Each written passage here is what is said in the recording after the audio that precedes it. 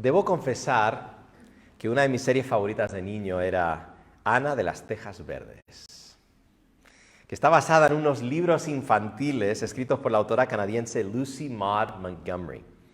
En esta miniserie conocemos a una joven huérfana, pelirroja, llena de vida e imaginación, que por un error termina siendo adoptada por unos hermanos avanzados en edad que nunca llegaron a casarse. La niña se llama Anne Shirley, Anne con E final, y ella se asegura que lo escribas con E final.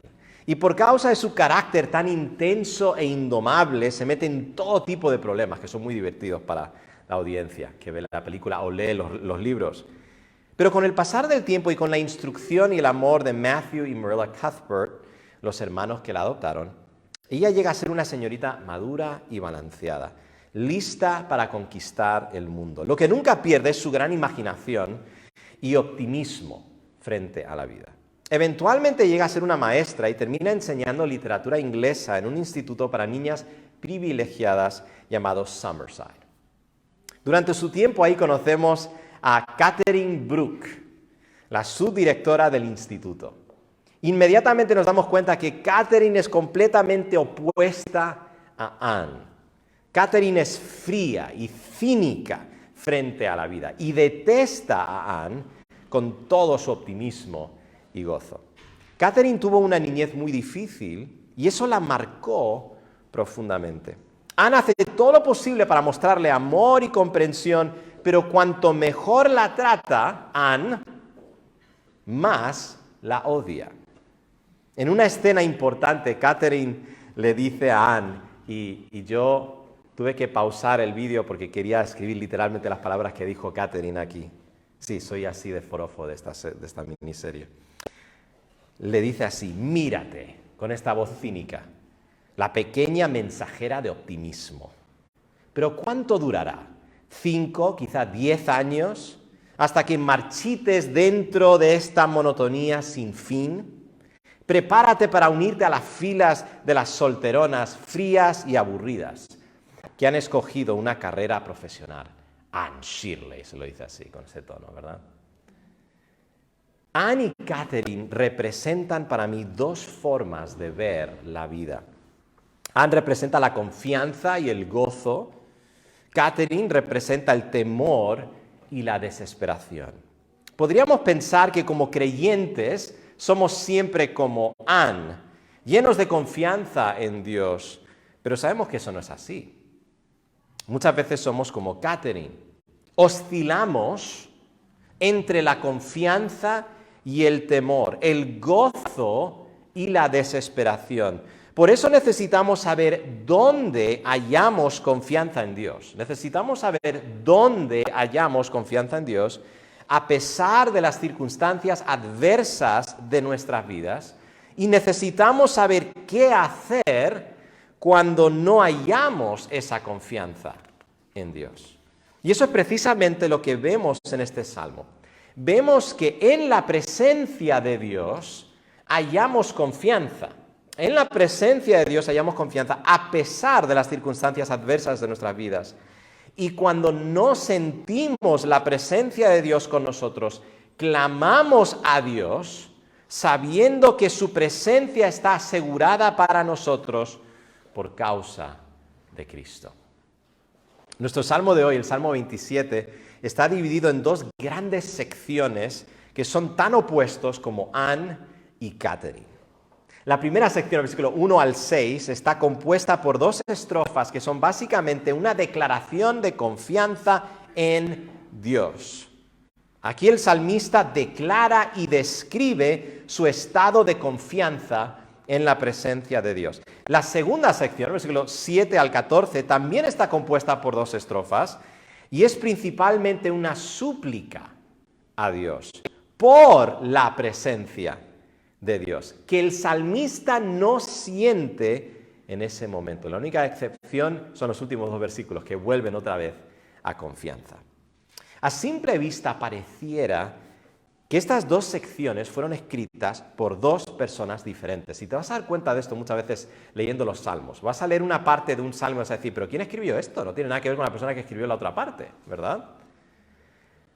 Porque ¿cómo puede una misma persona expresar tanta confianza en Dios en un momento y luego sentir tanta desesperación y alejamiento de Dios en otro momento? Naturalmente pensamos, no, tienen que ser dos personas diferentes. Como pensamos en Anne y pensamos en Catherine, dos personas completamente diferentes. Pues no es así. Porque sabemos que este salmo fue escrito por una misma persona. Este salmo es atribuido al rey David, que experimentó, esta persona singular, diferentes estados anímicos en diferentes momentos de su vida. Y este salmo es muy importante para nosotros porque nos enseña que la vida cristiana va a estar llena de montañas y valles.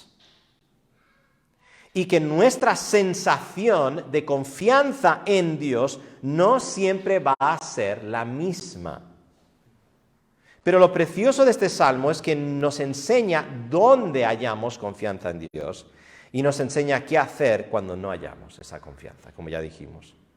Entonces, sea cual sea tu estado anímico en esta mañana, este mensaje es para ti. Los 2 puntos del sermón corresponden con las 2 secciones del Salmo. Entonces, el punto número 1 es confianza en la presencia de Dios. Y esto es declaración. Aquí tenemos la declaración. Y el punto número 2 es súplica por la presencia de Dios. Y ahí tenemos la súplica. Vamos a empezar con confianza en la presencia de Dios. Confianza en la presencia de Dios. Cuando leemos este salmo es difícil saber qué vino primero cronológicamente. ¿La confianza en la presencia de Dios o la súplica por la presencia de Dios? Yo creo que lo primero que vino fue la súplica y luego la declaración. Y lo creo porque muchas veces los salmos comienzan con la conclusión del salmista. Esto es muy típico, muy común. El salmista comienza donde él quiere llevar a su audiencia, ¿verdad? Empieza con una bienaventuranza, ¿verdad? Por ejemplo, ese salmo que vimos, ¿verdad? Cuando el salmista dijo, bienaventurado aquel cuyos pecados son perdonados, ¿verdad? Comienza con una declaración, pero luego te explica cómo llegó a ese punto. Y yo creo que esto es algo que vemos aquí también. Empieza con esta declaración. Y esta declaración la encontramos en los versículos 1 al 3. Y creo que vas a tener dificultad encontrando una declaración más potente, más clara de confianza en Dios que vemos aquí en estos primeros 3 versículos. Dice así, Jehová es mi luz y mi salvación. ¿De quién temeré? Jehová es la fortaleza de mi vida. ¿De quién he de atemorizarme? Cuando se juntaron contra mí los malignos, mis enemigos y mis angustiadores. Seguramente, si lleváis mucho tiempo en la iglesia, ya sabéis esto de memoria, lo estáis citando conmigo ahora mismo de memoria, ¿verdad? Para comer mis carnes, ellos tropezaron y cayeron. Aunque un ejército acampe contra mí, no temerá mi corazón. Aunque contra mí se levante guerra, yo estaré confiado.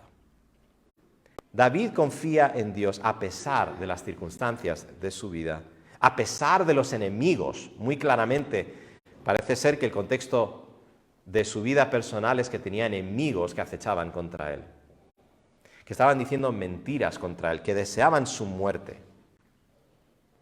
Y él confía en Dios porque conoce a Dios. Él confía en Dios porque conoce a Dios como su luz, salvación y fortaleza. En otras palabras, él conoce a Dios como el que disipa las tinieblas de su vida, le libra de sus angustiadores y le protege cuando es atacado por sus enemigos. Él conoce a Dios como su luz, salvación y fortaleza de tal manera que no ve la forma de temer si eso es verdad. No ve la forma de temer si eso es verdad acerca de Dios. Que Jehová es su luz y su salvación.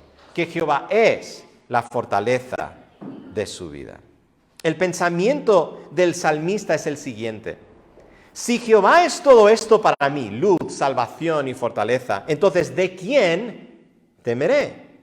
¿De quién he de atemorizarme?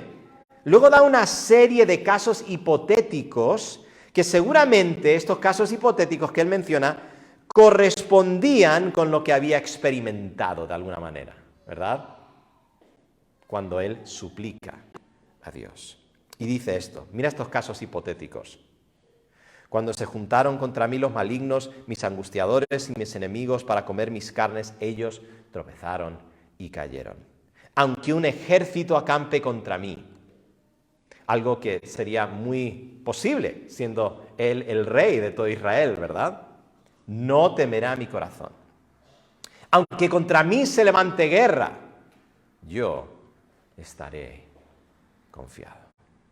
Hermano, hermana, quizás estás leyendo estos versículos y ya estás desanimado, ya estás desanimada. Quizás estás pensando, acaba de empezar este salmo y ya me siento como un mal cristiano. Porque yo no puedo afirmar en este momento lo que David está afirmando. Yo no puedo decir, venga quien venga, pase lo que pase, no temeré, más bien confiaré. Si piensas así, por favor, no te desanimes. Reconoce dos verdades. Primero, esta declaración es la meta, no necesariamente tu realidad presente. Esta declaración es la meta. Aquí es donde queremos llegar, pero no es necesariamente tu realidad presente. Y segundo, reconoce que si pensaras ahora mismo como el salmista, te sentirías igual que el salmista en este momento. En otras palabras, reconoce que la batalla está en tu mente y en tu corazón. La batalla está en tu mente y en tu corazón. Pero ¿dónde halló David confianza en Dios? Esto es muy importante. ¿Dónde halló David confianza en Dios? En la presencia de Dios. Y esto lo vemos en la siguiente estrofa que empieza en el versículo 4 hasta el versículo 6. Mira qué dice. Después de su declaración de confianza en Dios, dice lo siguiente. Una cosa he demandado a Jehová. He pedido a Jehová. Esta buscaré. Si te pidieran solo una cosa, si tuvieras la oportunidad de pedir un solo deseo, ¿verdad? Una cosa que sabes que te van a dar, ¿qué pedirías? Pues aquí el salmista está diciendo, esto es lo que pido, una cosa solamente, que esté yo en la casa de Jehová todos los días de mi vida, para contemplar la hermosura de Jehová y para inquirir en su templo. Aquí lo que vemos es el lugar de confianza, el lugar de confianza. David no llegó a declarar lo que declaró en los primeros 3 versículos de la nada. Esta declaración no vino de la nada. Él halló esa confianza en la casa de Jehová, que es otra manera de hablar del tabernáculo y más adelante del templo, porque el templo no se construyó hasta el tiempo de Salomón. El salmista desea sobre todas las cosas estar en la casa de Jehová. ¿Pero por qué? Porque en el tabernáculo Dios había escogido manifestar su presencia de forma especial. Hemos hablado de esto muchas veces en los salmos, porque los salmos hablan mucho del templo y tenemos que entender, Dios es omnipresente, pero Dios puede manifestar su presencia de forma especial en un lugar particular. Aunque Él está en todo lugar, porque Él es omnipresente. Y eso es lo que Dios había hecho en el tabernáculo primero y luego en el templo más adelante. Había escogido manifestar su presencia de forma especial en ese lugar. Entonces, lo que el salmista realmente deseaba no era la casa de Jehová en sí, sino a Dios mismo. A Dios mismo. Y esto lo vemos en la razón por la cual él desea estar en la casa de Jehová. Dice, esta es mi demanda, esto es lo que pido, que esté yo en la casa de Jehová todos los días de mi vida para, ¿cuál era su intención? ¿Cuál era su propósito? Para contemplar la hermosura de Jehová y para inquirir en su templo. Para contemplar a Dios, como cantamos, ¿verdad? Contempla a Dios, en su trono está. Y para inquirir en su templo. Esto nos hace pensar en una búsqueda. Él quiere inquirir, él tiene una meta. en ir al tabernáculo.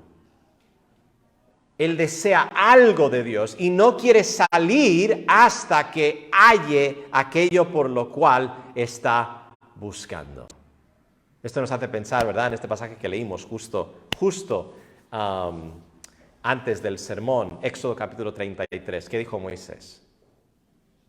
Si tu presencia no ha de ir conmigo, no nos saques de aquí. Moisés entendía que lo más importante era la presencia de Dios. Si leemos unos versículos anteriores, Dios le había dicho, mira, yo enviaré un ángel y acabará con todos vuestros enemigos. Pero Moisés dice, no, si tu presencia no ha de ir conmigo, no nos saques de aquí. David tiene una meta en mente. Él desea a Dios. Él desea a Dios. Los resultados de estar en la presencia de Dios serían 3 para el salmista y los vemos aquí. ¿Qué recibiría él en la presencia de Dios? Primero protección, luego exaltación y luego alabanza. Vemos la protección en el versículo 5. Dice, porque Él me esconderá en su tabernáculo en el día del mal. Esto nos habla de protección, ¿verdad? Me ocultará en lo reservado de su morada, porque Él tiene enemigos que le acechan. ¿Y qué va a recibir Él en la presencia de Dios? Protección. Pero no solo eso, exaltación. La última parte del versículo 5 y la primera parte del versículo 6 dice, sobre una roca me pondrá en alto. Luego levantará mi cabeza sobre mis enemigos que me rodean. En otras palabras, voy a vencer a mis enemigos, ¿verdad? Seré victorioso, exaltación. Y por último, alabanza. Y yo sacrificaré en su tabernáculo sacrificios de júbilo. Cantaré y entonaré alabanzas a Jehová. Yo creo que esta estrofa es el corazón del Salmo, no solo porque expresa el deseo principal del salmista, sino porque nos enseña dónde hallamos confianza. En la presencia de Dios hallamos confianza en Dios. Si es así, deberíamos pasar menos tiempo, ojo con esto, si eso es verdad, si el lugar de confianza es la presencia de Dios, entonces deberíamos pasar menos tiempo intentando sentir de la forma correcta. ¿Verdad? ¿Cuánto tiempo pasamos intentando sentir de la forma correcta? Deberíamos pasar menos tiempo haciendo eso y más tiempo contemplando la hermosura de Jehová. Puede que nuestras emociones no estén ahí todavía. Pues no intentemos a fuerza de voluntad, cambiar nuestras emociones. Lo que necesitamos es contemplar la hermosura de Jehová. Necesitamos una visión renovada de Dios. Pero ¿cómo hacemos eso? ¿Verdad? ¿Cómo hacemos eso? David tenía un tabernáculo a donde acudir para experimentar la presencia de Dios. Era muy claro, ¿verdad? Dios había escogido manifestar su presencia de forma especial en el tabernáculo, más adelante en el templo. El pueblo de Dios más adelante tendría el templo en Jerusalén, pero nosotros no tenemos un lugar geográfico a donde acudir para hallar la presencia de Dios de esa manera. Es fácil pensar que eso es una desventaja para nosotros, pero no es así. No es una desventaja en absoluto. No sé si os disteis cuenta que David no solo deseaba estar en la casa de Jehová, sino que deseaba estar en la casa de Jehová todos los días de su vida. A mí me encanta cuando ves en el Antiguo Testamento y en la Biblia, me encanta cómo los grandes hombres de Dios, lo que les caracterizaba es que no se conformaban con un poco de Dios. ¿Verdad? Es como que Moisés, Éxodo capítulo 33, dice, el pasaje nos dice que Moisés hablaba con Dios cara a cara, como cualquiera habla con su compañero. Ahora, esto no significa que él estaba viendo el rostro de Dios, porque Dios es espíritu, ¿vale? No es lo que está diciendo eso. Lo que está diciendo es que él tenía una intimidad con él, que hablaba con él como cualquiera hablaba con su compañero. Y luego, un poquito más adelante, Moisés tiene la cara de decir, Señor, muéstrame tu gloria. ¿Cómo que muéstrame tu gloria? O sea, tú conoces a Dios mejor que nadie, ¿eh? Y tú estás diciendo, muéstrame tu gloria. Bueno, aquí tenemos algo parecido, ¿no? Aquí tienes al rey David diciendo, pues no me conformo solamente con experimentar tu presencia ocasionalmente cuando voy al tabernáculo, sino que lo que yo deseo es esta experiencia en todo lugar y en todo momento. Pues ese deseo de David se cumpliría por medio de uno de sus descendientes. Su hijo más grande, supremo, mayor que él, Cristo Jesús. Hermanos, por causa de Cristo podemos habitar en la casa de Jehová todos los días de nuestra vida. Todos los días de nuestra vida. ¿Por qué? Por 3 razones que he escrito aquí, y espero que sean de ánimo y ayuda. Primero, porque Cristo es la realidad a la que el tabernáculo templo apuntaba. Cristo es la realidad a la que el tabernáculo apuntaba. El tabernáculo no era un fin en sí mismo, el templo no era un fin en sí mismo, era, y esto es un término teológico, era un tipo de algo que vendría más adelante, era un símbolo de Cristo. El tabernáculo representaba la presencia de Dios en medio de su pueblo y también al mismo tiempo representaba la necesidad de sacrificios para tener comunión con Dios. Vaya contradicción. En el tabernáculo tenías por una parte la presencia de Dios y por otra parte el recordatorio que necesita sacrificios porque no puedes entrar en la presencia de Dios. Vaya contradicción, ¿verdad? Pues en Cristo recibimos las dos. En Cristo recibimos las dos cosas. Dios mismo está con nosotros, porque Cristo es Emmanuel, Dios con nosotros. Él es el verdadero templo de su pueblo. Y no solo eso, su sacrificio perfecto nos da acceso a Dios. Entonces, aquello que el tabernáculo o el templo representaba, se cumple perfectamente en Cristo. No solo Dios con nosotros, sino acceso a Dios por medio de Cristo. Esa es la primera manera que por causa de Cristo podemos habitar en la casa de Jehová todos los días de nuestra vida. Porque Cristo nos da acceso a Dios y Él es Dios con nosotros. Pero la segunda razón es esta, porque en Cristo, por el Espíritu, nosotros, los que estamos en unión con Cristo, quien es el templo, llegamos a ser templo espiritual de Dios. En otras palabras, por el Espíritu como iglesia gozamos de la presencia de Dios y manifestamos la gloria de Dios al mundo, así como el templo manifestaba la gloria de Dios al mundo. Entonces, hermanos, Dios está con nosotros. Tenemos que saber eso, ¿verdad? Porque somos el templo de Dios. Porque estamos en unión con Cristo, ¿verdad? Nosotros estamos siendo edificados como un templo santo al Señor. Dios está con nosotros, hermanos. Y es curioso que cuando la Biblia habla de esto, yo sé que sabemos que Dios está con nosotros individualmente, pero el Nuevo Testamento pone más énfasis en el hecho de que Dios está con nosotros como iglesia, como cuerpo, ¿verdad? No nos olvidemos de eso.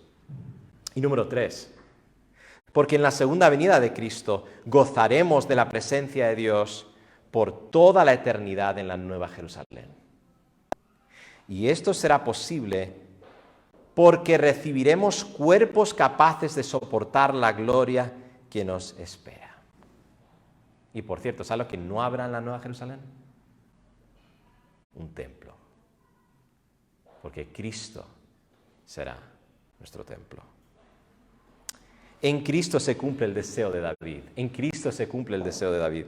Y eso significa que si queremos contemplar la hermosura de Jehová, la podemos contemplar como en un espejo, en la faz de Jesucristo. Y vemos a Cristo en las Escrituras. ¿Quieres contemplar a Dios? Aquí está. Aquí está.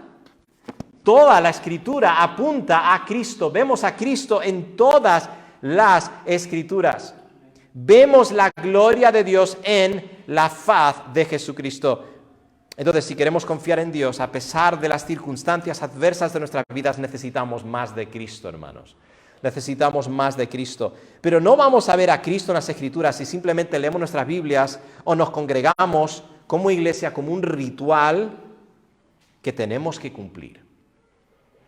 Veremos a Cristo solo cuando le buscamos como el salmista buscaba a Dios.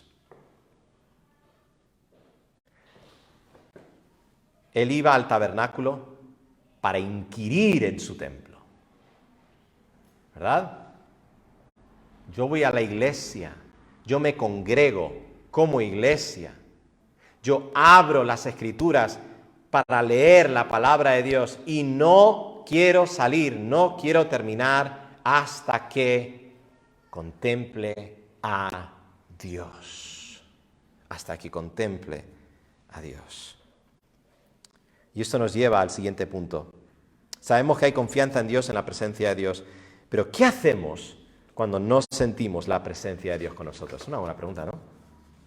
Y esto nos lleva al segundo punto. Y esta segunda parte parece que fue escrita por Catherine, la primera parte por Anne, ¿verdad? Obviamente estoy bromeando, pero porque son dos estados anímicos completamente diferentes. La segunda parte es una súplica. Yo creo que lo que leemos a partir del versículo 7 precede cronológicamente a lo que vemos en los primeros 3 versículos. Antes de declarar su confianza en Dios, venga quien venga, pase lo que pase, David suplicaba por la presencia de Dios, que no sentía en ese momento. Y esto lo vemos en estos versículos. Solo quiero leeros estos versículos para que sintáis lo que está sintiendo aquí el salmista y quizá vosotros os podéis identificar con él. Mira esto. Oye, oh Jehová, mi voz con que a ti clamo. Ten misericordia de mí y respóndeme. Mi corazón ha dicho de ti, buscad mi rostro, tu rostro buscaré, oh Jehová. No escondas tu rostro de mí, no apartes con ira a tu siervo. Mi ayuda ha sido, no me dejes ni me desampares, Dios de mi salvación. Aunque mi padre y mi madre me dejarán, con todo Jehová me recogerá. Enséñame, oh Jehová, tu camino y guíame por senda de rectitud a causa de mis enemigos. No me entregues a la voluntad de mis enemigos, porque se han levantado contra mí testigos falsos y los que respiran crueldad. Podríamos resumir las peticiones del salmista y cada petición, por cierto, tiene una implicación. La podríamos resumir de esta manera. Versículos 7 al 8. La petición del salmista es esta. Oye mi voz, respóndeme. ¿Cuál es la implicación? Siento que no me oyes. Óyeme, respóndeme, porque en este momento siento que no me oyes. Versículo 9 al 10. No me abandones. No me abandones.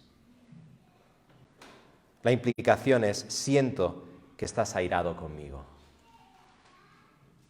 Por eso no siento tu presencia conmigo. Siento que estás airado conmigo. Versículo 11. Enséñame, guíame por tu camino recto, o de rectitud, ¿verdad? Camino correcto. Implicación, no sé qué hacer. No sé qué hacer ahora mismo, no sé qué hacer. Versículo 12. No dejes que mis enemigos se salgan con la suya. Implicación, parece que lo están haciendo. ¿Alguna vez te has sentido así? ¿Te sientes así ahora? Lo bueno es que este salmo nos revela no solo dónde hallar confianza en Dios, en la presencia de Dios, sino también qué hacer cuando no sentimos su presencia. ¿Qué debemos hacer, hermanos? Bueno, una vez más, esto parece muy obvio, pero esto es lo que tenemos que saber. Esto es un poquito como lo que vimos el domingo pasado. Debemos clamar a Dios. Pero no solo debemos clamar a Dios, debemos clamar a Dios de cierta manera, y esto es lo que aprendemos del salmista. Debemos clamar a Dios apelando a su carácter, apelando a su carácter. Primero, David clama a Jehová, al Dios del pacto, le llama Jehová. Jehová es el nombre que Dios escogió para revelarse a sí mismo a Moisés en la zarza ardiente, ¿verdad? Yo soy. Este es el Dios del pacto. David clama a Jehová, al Dios que es fiel a sus promesas. Por eso dice, oye, oh Jehová, mi voz, con que a ti clamo. Luego clama a Jehová por misericordia. ¿Pero por qué? ¿Por qué clama a Jehová por misericordia? Porque sabe que Dios es misericordioso. Dice, ten misericordia de mí y respóndeme. David piensa, no siento tu presencia ahora mismo, pero basado en lo que conozco de ti, oh Jehová, es impensable que no me ayudes ahora que te necesito. Pues dice en el versículo 9, no escondas tu rostro de mí, no apartes con ira a tu siervo, mi ayuda has sido. Yo te conozco tu carácter, sé cómo eres. Y luego, aunque siente que Dios está alejado de él, él sabe que Dios es su Padre y como tal no le abandonará. Dice esto en el versículo 9, no me dejes ni me desampares. Y mira, aquí otra vez, Dios de mi salvación, mira cómo le describe, apela a su carácter. Tú eres el Dios de mi salvación, tú has sido mi ayuda, tú eres un Dios misericordioso. Tú eres Jehová, el Dios del pacto. Tú eres mi Padre. Aunque mi padre y mi madre me dejaran, con todo Jehová me recogerá, porque basado en su carácter, Él no puede hacer nada menos que eso. Hermanos, cuando no sentimos la presencia de Dios con nosotros, debemos clamar a Dios, pero no como quienes claman por ayuda de un extraño. Imagínate, ¿no? Estás en necesidad y en ese momento tienes que clamar a cualquiera que te responda. Sino como quienes claman a un Padre amoroso, sabiendo perfectamente su amor y carácter. Yo recuerdo en los años 2000 había una película que se llamaba Celular, no sé si la visteis alguna vez. Una de estas películas de acción, y una mujer es secuestrada, está en un cuarto y de alguna manera logra hacer una llamada a un celular, a un móvil, y contesta a alguien que ella no conoce en absoluto. Y ella clama por ayuda, ¿verdad? ¡Ayúdame, sálvame! Y él piensa que está bromeando, ¿no? Menos mal que cuando nosotros clamamos a Dios, no estamos llamando al azar a cualquier persona. Sabemos exactamente a quién estamos clamando. Al Dios de nuestra salvación, al que ha sido nuestra ayuda. Menos mal que eso es así. Y no debemos pensar que clamar a Dios por su presencia es una falta de fe, ¿verdad? Yo no siento tu presencia, oh Señor. Y sentimos que estamos errando. Más bien es todo lo opuesto. Clamar a Dios cuando no sientes su presencia es una señal que crees en Él. A pesar de todo lo que está sucediendo a tu alrededor, que a simple vista indica que Dios no está contigo, es una señal que le conoces y sabes que actuará en conformidad con su carácter bondadoso y fiel. Así que clama a Dios, mi hermano, mi hermana, cuando no sientes su presencia. Pero no solo debemos clamar a Dios apelando a su carácter porque le conocemos, sino también en respuesta a nuestro deseo para Dios. Dice el versículo 8, mi corazón ha dicho de ti, buscad mi rostro, tu rostro buscaré, oh Jehová. Otra versión lo dice de esta manera, que creo que es un poquito más claro. Dice, el corazón me dice, busca su rostro. Mi propio corazón dice acerca del Señor, busca su rostro, busca su rostro.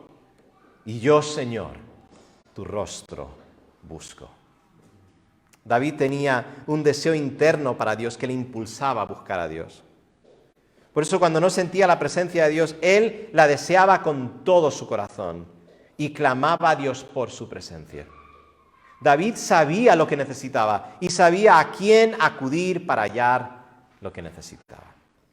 Amigo, ¿deseas a Dios? ¿Deseas a Dios?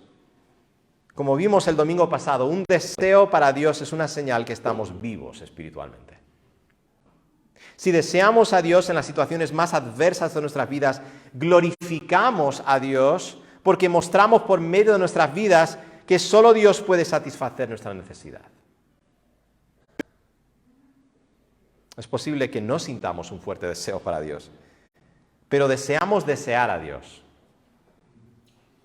Deseamos desear a Dios. Eso también es una señal que el Espíritu Santo mora en nosotros. Porque el Espíritu produce en nuestros corazones un deseo para Dios, o por lo menos un deseo para desear a Dios. Porque a veces estamos tan mal por las situaciones que estamos atravesando que ni siquiera sentimos ese deseo que deberíamos sentir, pero deseamos desear a Dios. Eso también es evidencia de la obra de Dios en nuestros corazones. Pero si no hay un deseo para Dios en ti, o ni siquiera un deseo para desear a Dios, eso es una señal que no hay vida espiritual. Si tú estás en esa situación, en esta mañana, mi oración para ti es que Dios te haga nacer de nuevo y que despierte en tu corazón un deseo vivo para Dios. Que vengas a Cristo en arrepentimiento y fe. Una buena manera de diagnosticar tu corazón es simplemente ¿a quién acudes?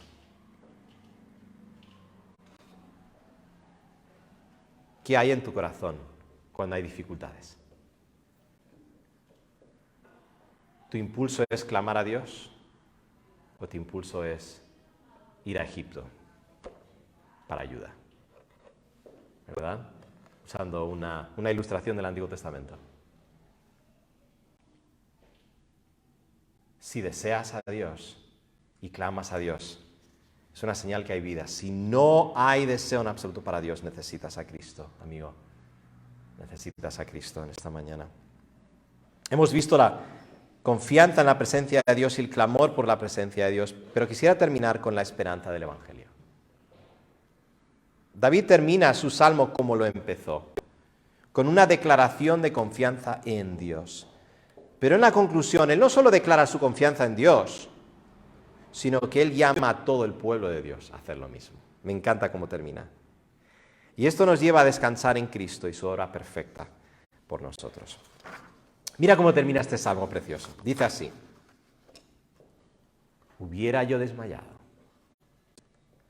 si no creyese que veré la bondad de Jehová en la tierra de los vivientes. Y ahora él se dirige al pueblo y dice esto: aguarda a Jehová.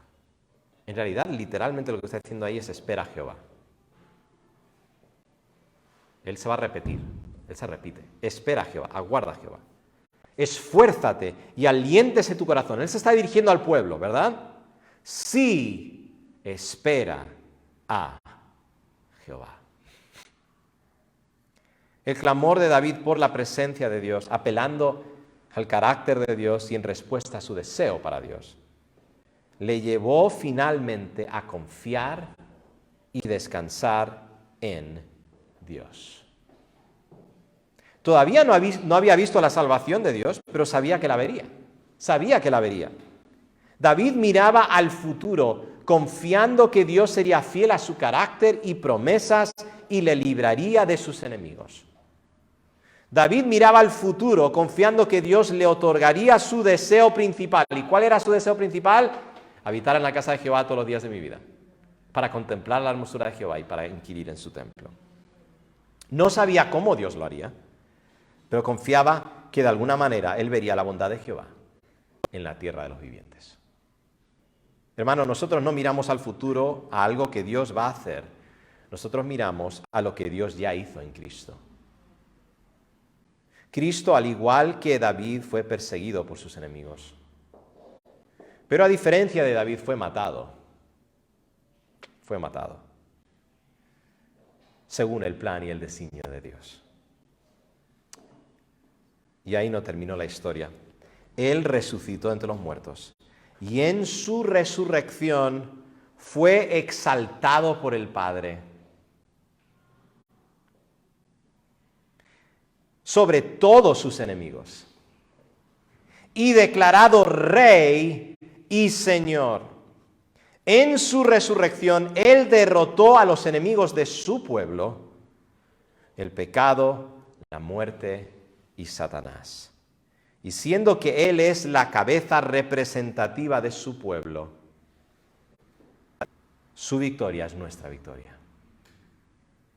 Su exaltación es nuestra exaltación. Entonces, cuando leemos este salmo, tenemos que darnos cuenta que nosotros no estamos en el lugar de David necesariamente en este salmo. El que está en el lugar de David es Cristo, como el rey victorioso sobre sus enemigos y exaltado por Dios. Nosotros estamos en el lugar del pueblo de Dios. Y como dijo David al pueblo, lo que nosotros debemos hacer es esperar a Jehová. Esperar a Jehová. Esforzar y alentar nuestros corazones. ¿Por qué? Porque Cristo ha triunfado en nuestro lugar. Cristo ha triunfado en nuestro lugar. Entonces, esperar en Jehová para nosotros como creyentes, leyendo el Salmo 27 a la luz de la venida de Cristo. Porque no podemos leer la Biblia de otra manera, hermanos. Yo no puedo leer el Antiguo Testamento como si Cristo no hubiese venido. No puedo ver el Antiguo Testamento como un rabino vería el Antiguo Testamento antes de la venida de Cristo. No, yo soy cristiano. Ese llamado para nosotros tiene que significar más que lo que incluso significó para el pueblo de Dios cuando primero se escribió este salmo. ¿Por qué? Porque nosotros sabemos más que ellos. Cristo ya ha venido. Esperar a Jehová es descansar en Cristo y en su victoria. Entonces, cuando vemos la situación de David, tenemos que darnos cuenta. Cristo estuvo en una situación similar. Cristo es el hijo de David, Él es el hijo de Dios, pero Él es el hijo de David, el que se sentó sobre el trono de David. Fue acusado falsamente, fue atacado por sus enemigos y fue muerto, pero fue exaltado por el Padre y Él reina en victoria. Y nosotros somos victoriosos en Él. Hermanos, en la presencia de Dios hallamos confianza. ¿Dónde hallamos confianza? A pesar de las circunstancias adversas de nuestra vida, en la presencia de Dios. Y cuando no sentimos la presencia de Dios con nosotros, ¿qué hacemos? Clamamos a Dios, sabiendo que su presencia está asegurada para nosotros por causa de Cristo. Vamos a orar. Señor y Padre Celestial, gracias, Señor, por tu palabra, que es fiel, que nos da exactamente lo que necesitamos. Te alabamos porque nosotros tenemos el privilegio de saber lo que incluso muchos de los santos del Antiguo Testamento no sabían y no pudieron ver, que es que Cristo ha venido, ha triunfado y Él reina con poder. Y nosotros, en virtud de nuestra unión con Cristo, también somos victoriosos. Somos más que victoriosos por medio de aquel que nos amó. Así que, Señor, ayúdanos a vivir en esa victoria. Ayuda a esta iglesia, a esta congregación a saber qué hacer, Señor, cuando no sienten la presencia de Dios. Y cómo clamar a Dios. Y qué significa que estén clamando a Dios. Todo eso, Señor, ayúdanos a saber y entender. Y si hay alguien aquí que no te conoce como Señor y Salvador, te pido que puedan acudir a Cristo sabiendo que Cristo es quien murió en la cruz por los pecados de todo aquel que creería en Él, Señor. Haz esa obra en los corazones de los que no te conocen, de salvación. Porque todo te lo pido en el nombre de Jesús. Amén.